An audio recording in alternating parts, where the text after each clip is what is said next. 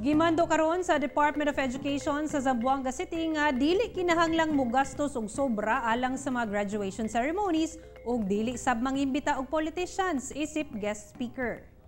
Mao kini ang pipila sa mga austerity measures nga dapat sundon sa mga public schools sa Zamboanga City sa ipahigayong mga graduation exercises. Kini subay sa gimando sa Department of Education sa mong syudad.